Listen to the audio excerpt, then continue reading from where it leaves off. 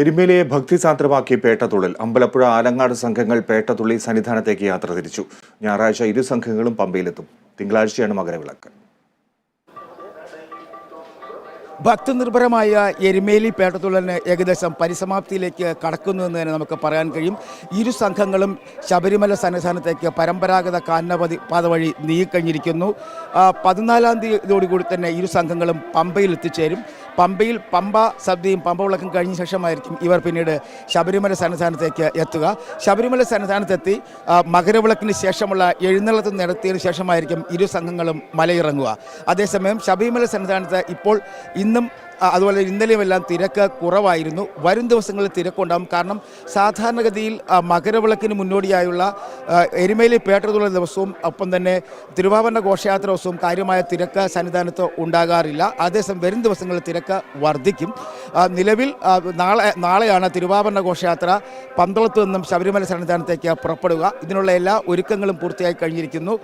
28 അംഗങ്ങളുള്ള തിരുവാഭരണ വാഹക സംഘം കഴിഞ്ഞ ദിവസങ്ങളിൽ തന്നെ അവരുടെ വ്രതാനുഷ്ഠാനങ്ങളെല്ലാം പൂർത്തിയായി ക്ഷേത്രത്തിൽ എത്തിച്ചേർന്നിട്ടുണ്ട്. നാളെ ഉച്ചയ്ക്ക് 1 മണിക്കാണ് തിരുവാഭരണ ഘോഷയാത്ര പന്തളത്തു നിന്ന് പുറപ്പെടുക.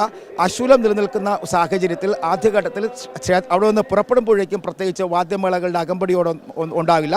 അതേസമയം മണികണ്ഠൻ ആൽത്തറ കഴിയുന്നതോടുകൂടി തന്നെ വാദ്യമേളങ്ങളുടെ അകമ്പടിയോടുകൂടി ആചാരാനുഷ്ഠാനങ്ങളോടുകൂടി തന്നെയായിരിക്കും തിരുവാഭരണ ഘോഷയാത്ര പുറപ്പെടുക. 15-ന് വൈകുന്നേരത്തോടുകൂടി സന്നിധാനത്ത് എത്തിച്ചേരും. പമ്പയിലും ഒപ്പം തന്നെ സന്നിധാനത്തുമെല്ലാം മകരവിളക്ക് കാണാൻ കഴിയുന്ന സ്ഥലങ്ങളിൽ തീർത്ഥാടകർക്ക് വേണ്ടിയുള്ള എല്ലാ സൗകര്യങ്ങളും ഒരുക്കിയതായി തിരുവിതാംകൂർ ദേവസ്വം ബോർഡ് അറിയിച്ചിട്ടുണ്ട്. ഒപ്പം മകരവിളക്ക് കാണുന്നതിന് വേണ്ടി ശബരിമല സന്നിധാനത്ത് തങ്ങുന്ന തീർത്ഥാടകർക്കായി ഭക്ഷണം ഉൾപ്പെടെയുള്ളവ ക്രമീകരിച്ചിട്ടുണ്ട്. അതേസമയം 16 മുതൽ വീണ്ടും ശബരിമല ദർശനത്തിന് വേണ്ടിയുള്ള സ്പോട്ട് ബുക്കിംഗ് ഉൾപ്പെടെയുള്ളവ കഴിഞ്ഞ ദിവസം പുനരാരംഭിച്ചു. തീർത്ഥാടകർ തിരക്ക് കണക്കിലെടുത്താണ് ഈ 2 ദിവസങ്ങൾ, അതായത് 12, 13, 14 ദിവസങ്ങളിലൊക്കെ തന്നെ സ്പോട്ട് ബുക്കിംഗ് നിർത്തിവച്ചിരിക്കുന്നത്. ഒപ്പം വരും ദിവസങ്ങളിൽ, അതായത് മകരവിളക്ക് കഴിഞ്ഞ ശേഷവും തീർത്ഥാടകരുടെ തിരക്കുണ്ടാകും എന്നുള്ള പ്രതീക്ഷയാണുള്ളത്. അതേസമയം സുരക്ഷാ ക്രമീകരണങ്ങൾ ശക്തമാക്കിയിട്ടുണ്ട്. കഴിഞ്ഞ ദിവസം അടുത്ത ഘട്ടത്തിലേക്കുള്ള പോലീസ് സംഘവും ചുമതലയേറ്റ് കഴിഞ്ഞിരിക്കുന്നു.